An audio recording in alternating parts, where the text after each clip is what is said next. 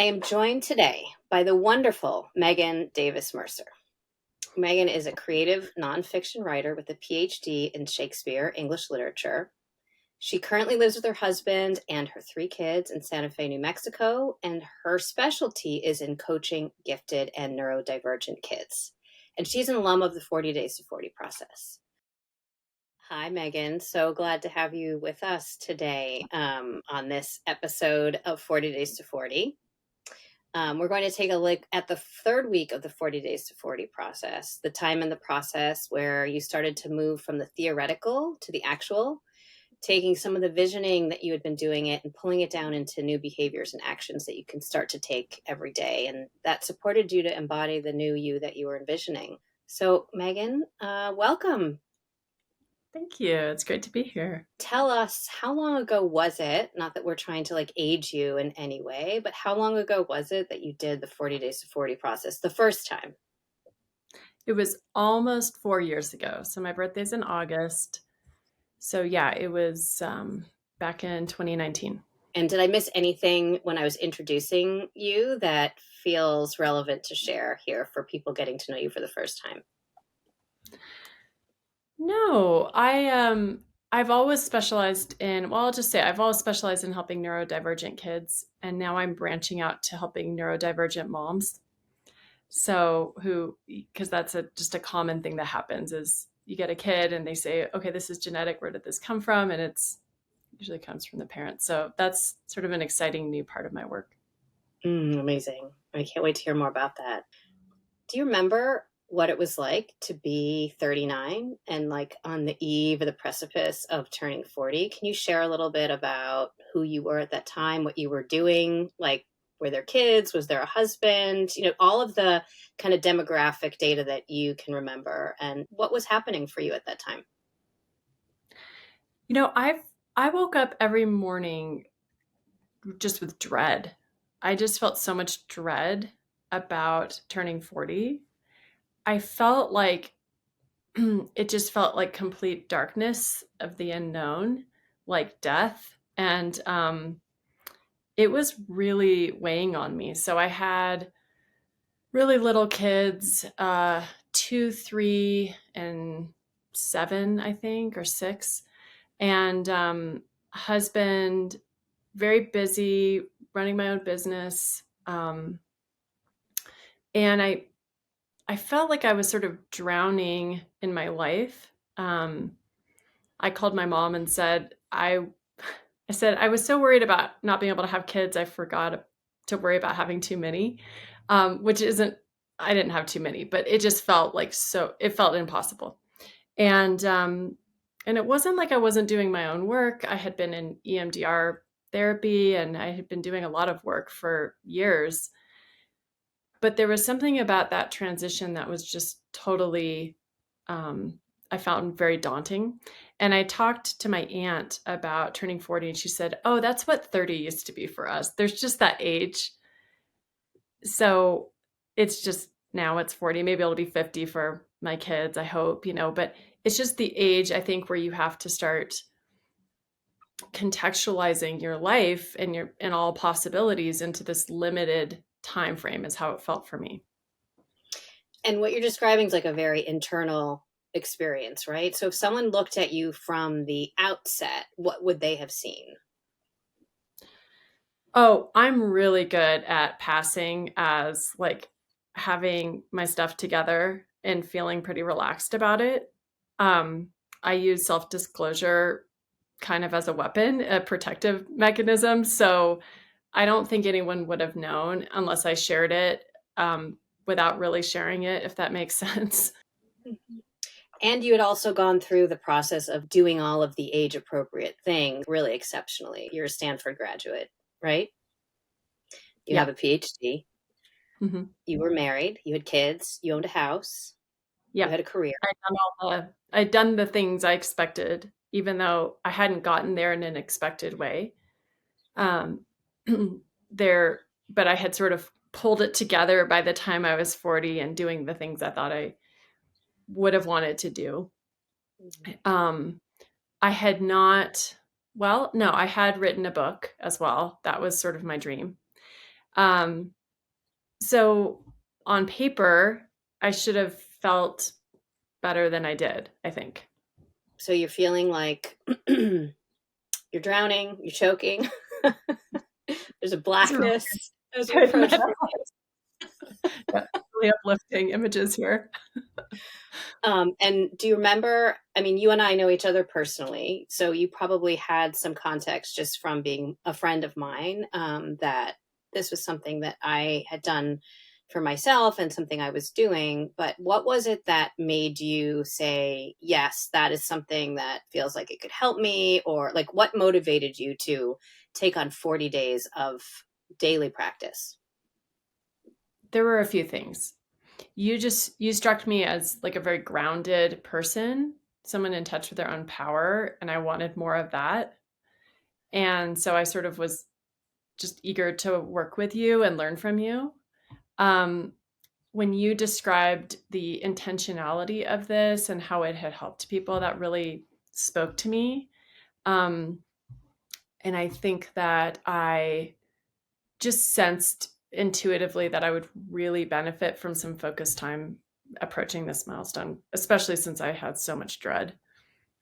And when you started the process, and we talked a little bit about this before, but I'm wondering if you could share a little bit like the cultural beliefs that you were holding about what it meant to be 40 as a woman in the West. Like, was there some of that that was brewing for you that was intimidating? Oh, yeah. So, I was always like a really small kid.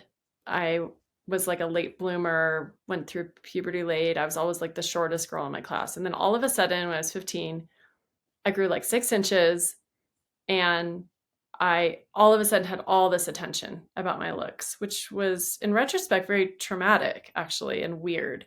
And I kept getting praised for something that was out of my control. Um, so I had never really unpacked that or looked at that. And, I was living in Los Angeles, which is a very ageist place. So that was quite a bit of the dread I was feeling was just getting this power taken away from me that I had never asked for, but that I liked having in some ways. It was sort of a mixed blessing. And I just felt like there's nowhere to go from here. Um, I can try to not age and start to look weirder and weirder, or I can embrace aging and lose my power. And I just didn't see any other way around that. In week two, I asked you to start to liberate yourself from some of those mainstream beliefs, at least seeing things that may not even speak to you, but that you were kind of holding yourself accountable for. You shared with me a little while ago that part of that week two process um, was very impactful to you. In that process, I asked you to name some of the accomplishments you had made or that you were proud of having achieved by the age of 40. Tell me a little bit about what you put on your list and also like why that was so impactful to you in this process. Well, yeah, that came as a surprise. I don't think anyone had ever asked me to do that before, and I had never asked myself. And more and more, I noticed that I have this tendency, and must be culturally baked into me, that we just sort of like, anytime there's a win or an accomplishment, it's like, well, on to the next thing. And okay, great. Let's like, it isn't just a lack of ceremony, it's also just like a lack of being able to pause and take it in. And so I just had never done that. I had never looked at all of it. And it, I guess I felt really, I just realized how powerful I was and how resilient and how adaptable and how really anything I had set my mind to, I had done. But even more importantly, the things that had come my way that I hadn't expected, I had made something good out of them. And so I think that made me feel much bigger and stronger as I was looking at this new challenge. And Mm-hmm. I keep that with me to this day, that list. Kind of always refer back to it internally as this sort of marker of just remember you've done a lot. And when you're in overwhelm, which is common for, I'm going to out myself here, but a neurodivergent mom, very common to be swimming in overwhelm. I just remember, you know what? I felt overwhelmed a lot, and I've also accomplished a tremendous amount. The first thing that you decided that you were going to make a commitment to change in week 3 had to do with your physical body, your health, wellness. That was the topic area that you selected. Would you like me to read to you what you said there? Sure. Okay. So it was on day 16 for you, and I asked you to write a commitment in the area of physical health, wellness, and body. And so your commitment was, because I envision a future of being lit from within and beautiful, because I am joyful, I am committed to being strong, healthy, vibrant, grounded, and fit. I know that I'm just the person to do this for myself because I have taken good care of myself through 5 pregnancies. And when I realized something was wrong with my physical and mental health, I persevered until I found answers. Thinking back on that commitment or hearing that commitment, does it still ring true for you now at your current age? Yeah. Yeah. Absolutely. And one of the things that you said you were going to do in the next few, I asked you, what are the 1 to 3 things you will do inside of this commitment the next couple of days? You said, I will keep finding time to work out, whether that's a walk, a jog, a yoga class, or an exercise video. I will also make a point to do my new grounding meditation before bed. So did that stick? Were you able to do it? Do you remember what happened after you made that commitment? So we happened to be in Rome for that summer. And I had been intentional about that. I wanted to go to one of my favorite places. My husband's work had become remote. Mine had always had that possibility. So we were able to rent out our house and go live in Rome for 5 weeks. I found babysitting in Rome, which was hard to do. And I started walking all over the city. And it's interesting because as I kept sort of moving that into my life, it was about 6 months after that, once COVID hit, that I discovered walking and hiking, which kind of brought together the working out and the grounding meditation and hugging trees. And that's completely baked into my life now. I do that every day. When you do that, it's not a dream anymore. It just sort of turns into work. It's a little bit less magical, but it's also real, and it's being brought down into this realm. So yeah, I feel a lot of gratitude about learning how to do that. And again, I needed that so desperately for the next stage we were moving into as a world, in being able to make things happen. And I think I can say, my life looks entirely different now than it did 4 years ago. And that's all been coming from me just taking the next step and the next step. Mm-hmm. Tell me about the day that you went to the thrift shop. What was That was a that? good day. What part of your pre-40 self were you trying to shepherd into your post-40 self when you were on that little adventure with yourself?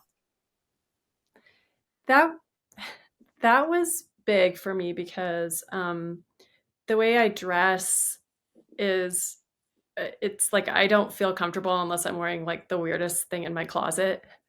So shopping, but I don't like to shop very much. It's just I never want to like spend the time or have to make decisions. So I took the time and I went to these thrift stores, and I bought this amazing coat, and I got these Christian Dior vintage frames. They weren't that much, but I got them like filled, got my prescription filled when I got back to the States, and like those are my glasses. And it was really deep. And I found some really great stuff that I still enjoy. I mean, those are just accessories, right? Like it's a coat, it's glasses, but like how did that reinforce the vision of who you were becoming? Like how did it bring it into the manifest world? Can you speak to that at all? I know it's hard to describe that connection. Yeah, no, it was like it's I think it's actually very important to have material things and markers of what's happening inside. And so for me, it spoke to being an artist and caring for myself and being fabulous and powerful and having fun and being vital. And also I feel like I was forging, I mean, this coat in particular was real, like it's like something that a gallery owner who's lived like an incredible life and she's 85 years old, it's like what she would wear. So I think I was forging a new identity of being fabulous outside of like ageism and like and all the stuff that I had been carrying around culturally. Mhm. Like my Thanks for sharing. glasses too, they make me look like a wise owl, but I love them. You are a wise owl. So I that am. was the form you were in the Half process of glasses. taking. Yeah. All right, so you named some of the behaviors that have stayed with you. Is there anything else that you want to name, like thinking back over the last 4 or 5 years? Is there anything else that you point to that you do now that came from that point in time, Let's or that you see. let go of, that you don't do anymore because you let go of it during that point in time? I think the biggest one was um, holding myself to these cruel standards of beauty and that our culture puts on women specifically. I felt like I got out of that, like I got myself out of that cage and I will never go back there. And moving to Santa Fe was a big part of that. Is this is not an ageist place like LA. It's an easier place to live in integrity in that way. Um, but that was it. That was a huge one. Yeah, I began to see that as a prison. I You helped me kind of get underneath that. It felt like it was foundational, but it wasn't actually. And there were ways of thinking around it. And so I feel very grateful about that. And I think also um, I now know that there's life on the other side of ego death. I mean, I had been in therapy, so I knew that kind of, but I think that 40 felt like, oh my God, I'm going to die.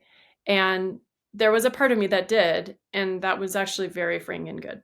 So I think I now know I see those, I see these transitions as gifts, even if they feel like there's a lot of unknown on the other side. It's been fun to think back on this time because I actually have realized so many more benefits in looking back at it than I even recognized at the time. Like, I remember it being a really happy time following that. I look at the pictures of the day I turned 40 and the few days after, and I'm like, I really have never looked better or more joyful. Um, but other benefits too, like creatively, I felt a real boost after that. And this was key, but I really started taking better care of myself. I got to a whole different level of self-care, which was saved our family because we didn't know that COVID was going to happen 6 months later. So, what would you tell somebody who's sitting in the seat that you were in 5 years ago about turning 40, taking on a process like this that consciously supports you to turn 40, about what it's like on the other side? It's not death. Like, give some advice to somebody who might not understand that this is not only an okay transition to go through, but can actually be really life giving and life affirming. Yeah, well, I recommend this to every single person who is approaching 40. Um, and the reason, and what I say is, don't let this milestone sneak up on you. Like, take the time. Juliana will show you how to really be intentional about this. Because I think turning 40, like so many other things in life, is like a box of darkness that is a gift.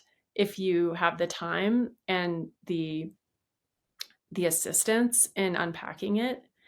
I found so many things, so many good things have come from taking that process seriously. And what I now see is like the fears I had, um, that was actually a crisis that was coming towards me. And as I brought it close and took it on before um, it turned into a midlife crisis or something, I would call it like a reckoning.